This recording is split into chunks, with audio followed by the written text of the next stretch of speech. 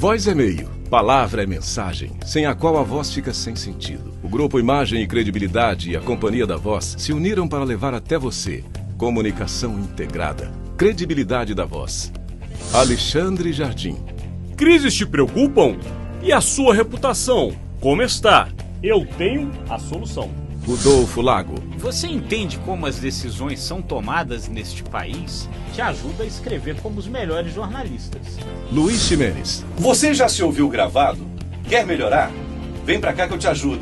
Alexandre Mota. Sem saber qual caminho percorrer, te ajudo a estruturar sua empresa e seus projetos. Estevão Damásio. Use o poder do rádio e dos podcasts para passar a sua mensagem. Pode contar comigo. Profissionais da voz e da palavra em uma fábrica de podcasts, entrevistas, cursos, treinamentos e consultorias e conteúdos que irão contribuir na sua tomada de decisão. Soluções em comunicação. Credibilidade da Voz. Uma parceria dos grupos Imagem, Credibilidade e Companhia da Voz.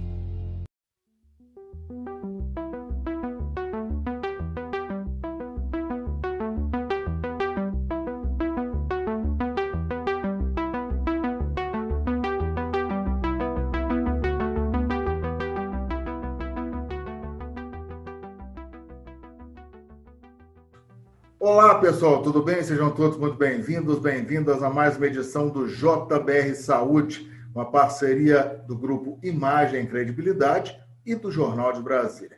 Hoje nós recebemos, mais uma vez, temos o privilégio de conversar com o Dr. Carlos Gruppen. Ele é o presidente da Sociedade para Estudos da Dor no Distrito Federal e é professor da Faculdade de Medicina da UNB, a nossa Universidade de Brasília. Tudo bem, Dr. Carlos Gruppen? Tudo bem, Estevão? Prazer em ser convidado para esse evento.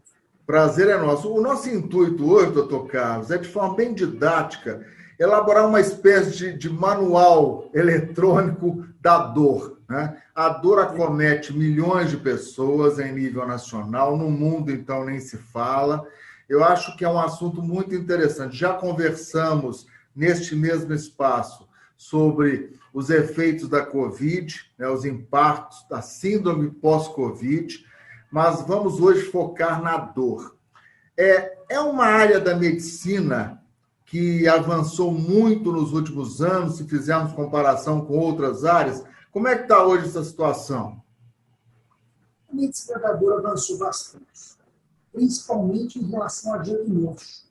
Em relação ao tratamento também avançou, mas foi menos do que em relação ao diagnóstico.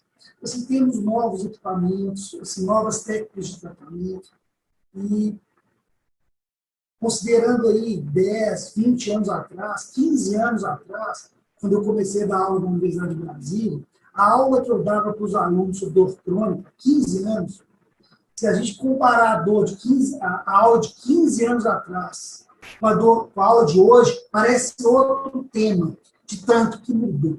Então, a gente conhece muito melhor os mecanismos, a gente consegue entender bem melhor como funciona, a gente tem fármacos novos, a gente tem utilizações novas de fármacos antigos, de medicações. Então, assim, a gente tem tido uma evolução bastante significativa nessa área.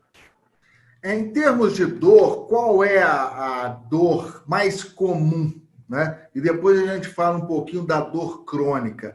Mas hoje, qual é a dor que mais atormenta o brasileiro de uma maneira geral? Olha, na verdade, são duas, né? A dor musculoesquelética, que é a dor uma das que mais acomete as pessoas, e a dor de cabeça. A questão é que a dor de cabeça, assim, muitas vezes, ela é menos difícil de tratar que as dores musculoesqueléticas em si. Mas, assim, é interessante, um dado, que a maioria das pessoas que têm dor de cabeça, tipo enxaqueca, também tem dor crônica na musculatura do pescoço.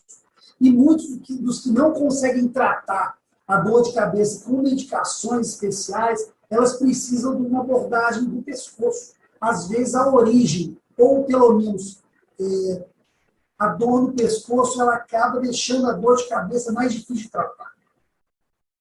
Interessante. Eu sei que o senhor é um estudioso. O senhor tem aí números, mesmo que sejam números aproximados, de pacientes hoje no Brasil, e se quiser também extrapolar no mundo, pacientes que sofrem de dor crônica, aí a gente abrange tudo, né? Dor musculoesquelética, dor de cabeça, enfim. Tem números aproximados para que o nosso ouvinte, o nosso telespectador que está nos acompanhando, tenha ideia de quão importante é esse tema?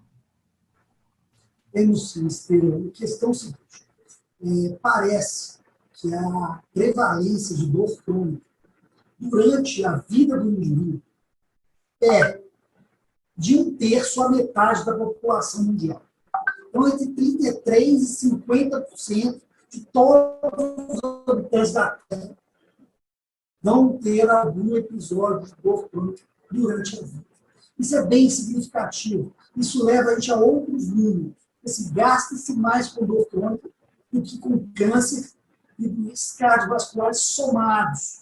Isso levando em consideração o preço de tratamento, os dias de absenteísmo ao emprego, a perda de produtividade das pessoas quando estão trabalhando, também não estão no seu momento melhor, não estão plenas no exercício da função. Então, assim, é um problema de saúde pública mundial. E quanto melhor a gente entender e tratar a dor crônica, talvez, assim, mais recursos a gente vai ter, mais sociedade vai evoluir, a gente vai ter mais dinheiro para fazer as coisas que precisa. O senhor citou aí consequências muito importantes, né? Abandono de emprego, né? Ou a falta, o empregado começa a faltar muitos dias, né? Isso prejudica a empresa, prejudica ele próprio.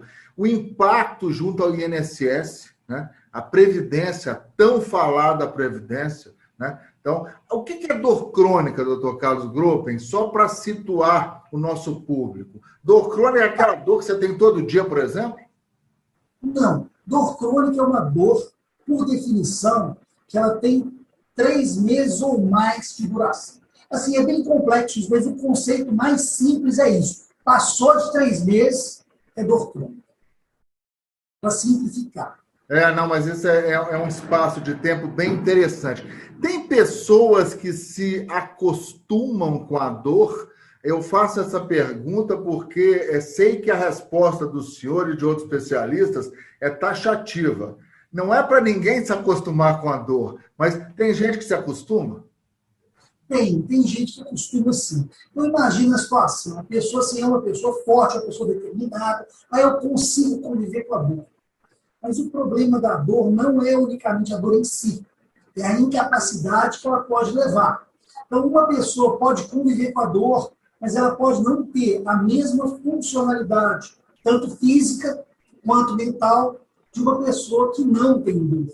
Então, às vezes, é necessário fazer um tratamento para que essa pessoa fique plena e que a gente tenha uma diminuição da possibilidade dessa pessoa ficar com incapacidade. Eu digo incapacidade, às vezes, a pessoa não conseguir trabalhar, em alguns casos, a pessoa não conseguir andar, precisar de auxílio de locomoção, precisar da bengala, inclusive cadeira de rodas. A gente sabe que muitos pacientes com dor crônica, a gente não tem um tratamento que zera a dor. Mas o que a gente sabe é que mesmo os pacientes que com todos os artifícios que a gente usa não melhoram tanto, a gente sabe que a gente previne o desenvolvimento de incapacidade. Isso é uma coisa muito interessante. No segundo bloco dessa nossa conversa, nós vamos focar nos tratamentos mais modernos, os tratamentos mais comuns e aqueles tratamentos que a pessoa, independentemente do nível de renda dela, possa ter acesso. Eu sempre abro espaço, e o doutor Carlos, inclusive, ele atua no Hospital Universitário de Brasília, é professor da UNB, e o HUB, depois a gente vai falar um pouquinho disso, é um centro de excelência do estudo da dor no Distrito Federal e em nível nacional. Então, daqui a pouquinho a gente foca nesse tema. No que diz respeito ao peso da pessoa, ao excesso de peso, é um fator preponderante para começar a minar a nossa caixa, doutor Carlos? Sim, sem a menor dúvida. Por mais de um motivo. Eu vou separar bem esses motivos para o espectador conseguir entender. O que acontece? A primeira coisa, quando a gente está com sobrepeso, ele sobrecarrega as articulações dos joelhos, do quadril, do pé. Às vezes, se tiver muito peso, assim, muito peso na região torácica também pode dificultar. Só que, assim, não é só isso. Isso é o que a gente achava anteriormente. Em adição a isso, a gente sabe que o tecido gorduroso é como se fosse a glândula, um órgão endócrino, que produz substâncias. Uma das substâncias que elas produzem é uma substância chamada adipocina. Adipos de tecido gorduroso, cina de citocinas. O que as citocinas fazem? Elas são substâncias que geram inflamação em grande parte do corpo. Então, assim, a gente achava, por exemplo, a pessoa com osteoartrite de joelho e de quadril era só por causa do peso. A gente fez estudos com as pessoas e mesmo em articulações como a mão, que não carrega peso, que não está submetida à gravidade, a evolução também aumenta com a questão do aumento do tecido gorduroso. Então, a gente sabe hoje que o preponderante são as substâncias inflamatórias que são produzidas pelo tecido gorduroso. Além disso, o músculo também produz uma substância contrária. Então, assim, ter uma massa muscular boa, você pode produzir várias substâncias, uma delas é a irisina, em homenagem a Deus, a íris, que assim, ela leva a melhora da dor, melhora do bem-estar, e assim, até a questão cognitiva ela pode ajudar. Eu tenho 2 exemplos curtos de substâncias. São várias que são produzidas pelo tecido adiposo e pelo tecido muscular. Então, assim, uma atividade física regular, manter a massa muscular boa, manter a massa gordurosa minimizada, além de que é muito bom para a saúde, pode fazer muito bem também para a dor. É interessante isso, porque é o tecido adiposo, a gordura em excesso, e o outro lado, o tecido muscular, com orientação, cada faixa etária tem a sua carga de peso, isso é muito importante, eu creio, né, doutor Carlos? O exercício é importante, mas principalmente quando nós vamos envelhecendo, é claro que nós não podemos ter a mesma carga na musculação que quando éramos jovens, né? Tem toda essa digamos, essa ponderação a ser feita, né? Esse cuidado, né? Claro, claro.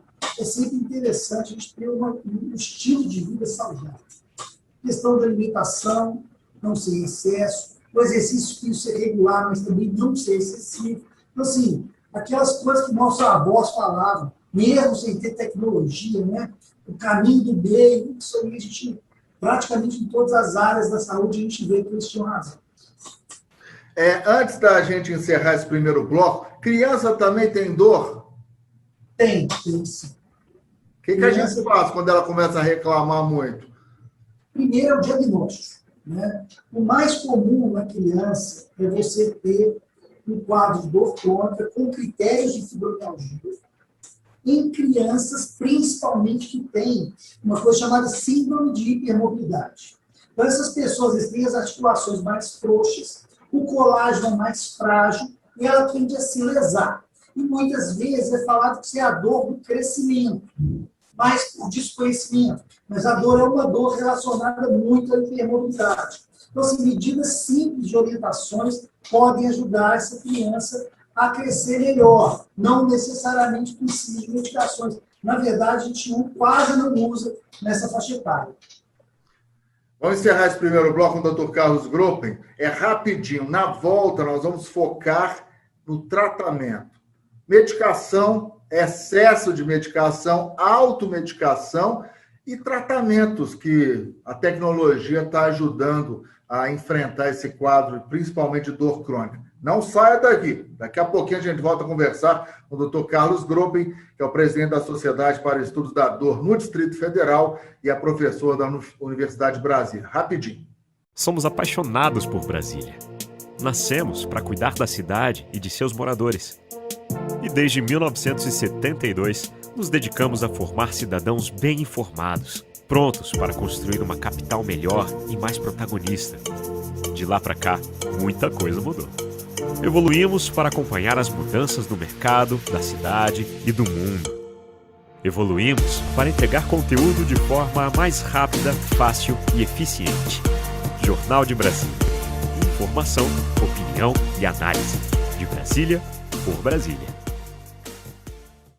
Estamos de volta no JBR Saúde de hoje. A gente recebe o Dr. Carlos Gropen. Ele é o presidente da Sociedade para Estudos da Dor aqui no Distrito Federal e leciona na Faculdade de Medicina da Universidade de Brasília, a nossa UNB. Eu digo nossa porque todo mundo tem um carinho, né, pela Universidade de Brasília e pelas universidades federais de todo o país. Doutor Carlos Globo, vamos abrir esse primeiro bloco. Eu vou tocar numa ferida, que é a automedicação, né? E no caso da dor, meu amigo, aí, dorzinha de cabeça, toma medicamento X, aí começa a se acostumar para relaxar os músculos, tá tenso. Como é que é essa questão da automedicação para tratamento da dor? Olha, é importante que cada um que tem um retorno tenha o seu médico de referência para definir seu tratamento. Então, quando a gente vai tratar um paciente do retorno, a gente olha o exame de sangue, vê se a pessoa tem algum outro problema, e a gente pode definir um tratamento basal e um tratamento sob demanda, ou seja, se o tratamento basal não for suficiente, ela tiver uma dor a mais, o que fazer? E muitas vezes nas consultas, a gente fala com a pessoa, ó, se não melhorar, você toma um comprimido de pirona, um comprimido de paracetamol, estou dando exemplos. E você consegue mapear essa dor durante 2 meses. E quando ele voltar, você faz um pequeno ajuste. Então, assim, eu acho que a automedicação orientada seria uma maneira interessante, como é feito no mundo inteiro. Mas é muito perigoso a pessoa tomar uma medicação sem conhecer a causa do problema, sem ser acompanhada pelo médico experiente, porque isso pode levar a problemas.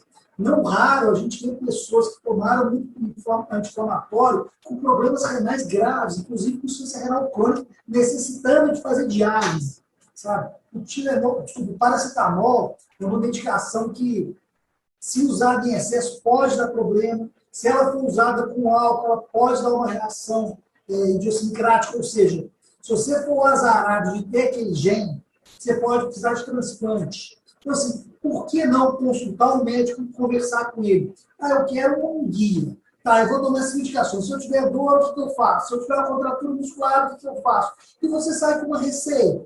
Claro, quanto menos medicação, melhor. Mas se precisar de usar, que muitas vezes a gente precisa, que seja orientado. Tem uma questão muito importante, Estevam, que é o seguinte: a dor ela não é estanque, ela não é parada no tempo. Quanto mais dor a gente tem, mais memória de dor a gente cria. Ou seja, mais sensível a gente fica para a dor. Então, assim, isso é o conceito de neuroplasticidade. O que é? Você deu a rua, que é a via de dor. Se você tem muita dor, essa rua vai ficando 2 pistas, 3 pistas, 4 pistas, 5 pistas. Então, o organismo entende aquilo como uma coisa necessária e cria uma via preferencial para ela. Então, você não tomar remédio também na hora que precisa e manter a dor fora do controle, isso pode levar a uma exacerbação no tempo. Então, dores de 10 anos de duração são mais difíceis, em média. Dores 20, 30 anos de evolução são mais difíceis também. Então, assim, é importante a gente usar nem mais, nem menos do tratamento, tanto farmacológico quanto tratamento físico, indicado pelo médico assistente. Doutor Carlos, por exemplo, é cada vez mais comum nesse espaço, com médicos, com enfermeiros, com professores de educação física, que nós entrevistamos, o tratamento multidisciplinar, né? É uma equipe que abraça o paciente. No tratamento da dor, isso é essencial? Isso é muito comum? É essencial. Talvez mais do que em muitas áreas que a gente tem. Agora, eu vou além do multidisciplinar. A gente tem que fazer uma coisa interdisciplinar.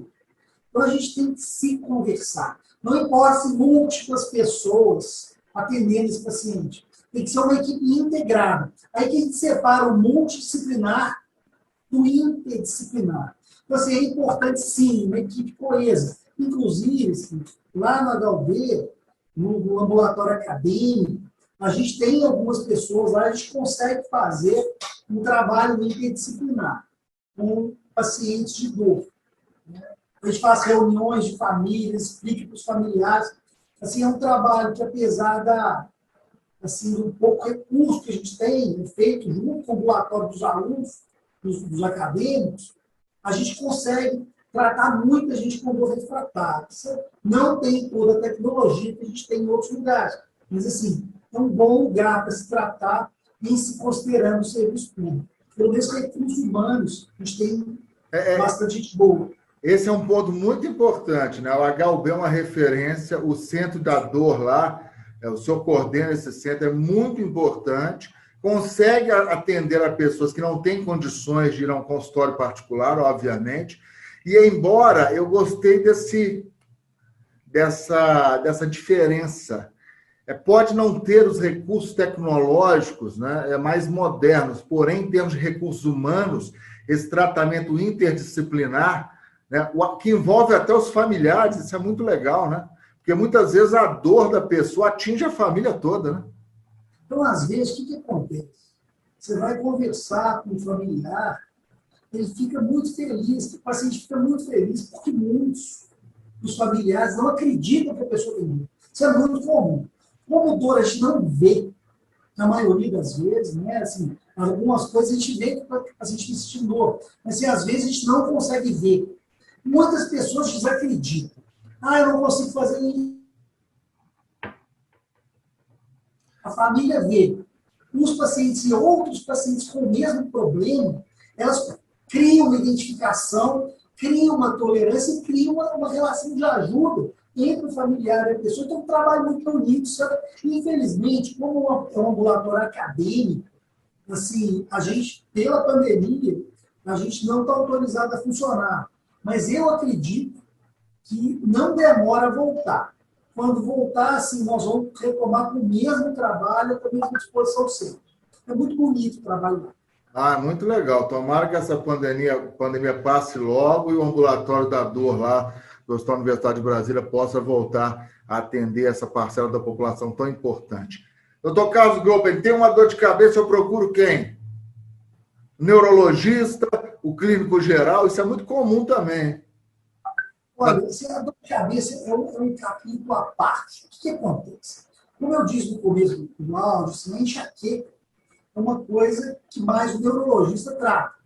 Só que as alterações do pescoço, que estão presentes em quase a totalidade dos pacientes com dor de cabeça, é um médico um pouco diferente, que talvez poucas pessoas conheçam. É uma especialidade que é antiga, mas é uma especialidade pouco conhecida, que é o fisiatra. Eu acredito que o fisiatra tem um papel muito importante nos pacientes com dor crônica e dor de cabeça.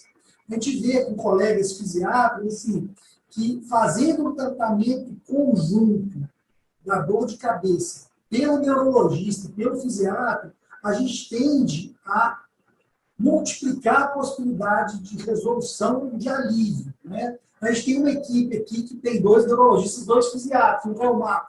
É baseado nesse princípio de tratamento interdisciplinar. Agora, sim, se você não tiver acesso ao neurologista ou fisiatra, acredito que um médico especialista em dor pode te ajudar a tratar a dor de cabeça. Então, tem várias possibilidades. Não precisa focar somente na neurologia, não.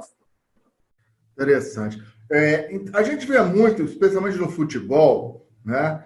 Lesões são muito comuns, né? E a gente entra na sala da fisioterapia, tem aqueles aparelhos, eletrochoque, avançou muito. Que de novidade nós temos hoje? Sabe assim, nós temos, por exemplo, a chamada ortodipsia, o shockwave, que é usado para dor miofascial. A dor miofascial está presente em mais de 90% das dores, pelo menos como adjuvante. E a onda de choque trouxe muitos para a gente, a ortodipsia. A gente tem estimulação magnética transcraniana, que assim, é usada para dor e para depressão, dependendo do protocolo. Assim, tem aprovação europeia para se usar tanto na dor quanto na depressão. Aqui no Brasil, a gente não tem aprovação para dor, mas em casos experimentais que a gente faz, tem um resultado sensacional, né, em pacientes selecionados.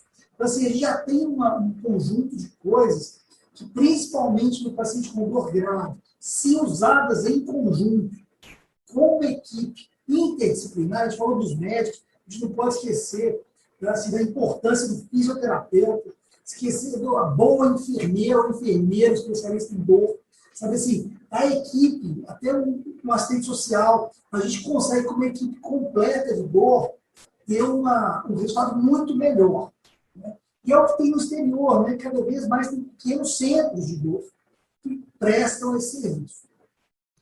Tem também a acupuntura, não tem? Tudo isso pode ser utilizado? Pode. A acupuntura é um método assim, muito bom, muito antigo, com boa eficácia na maioria dos pacientes, mas, claro, com uma indicação própria, né? Agora, os novos mesmo que a gente está vendo, a estimulação magnética, por exemplo, assim, uma promessa muito grande de estar tratando os pacientes com dor grave, né? Onda de choque, a gente tem radiofrequência não invasiva, que ajuda bastante, né? A gente tem diversos de eletroterapia, assim. Os choquinhos, a maioria das pessoas utilizam TENS, mas a gente tem muitas correntes diferentes do TENS que podem ter um resultado melhor para a dor se usadas desde o princípio, com diagnóstico e formulação de um plano de tratamento interdisciplinar.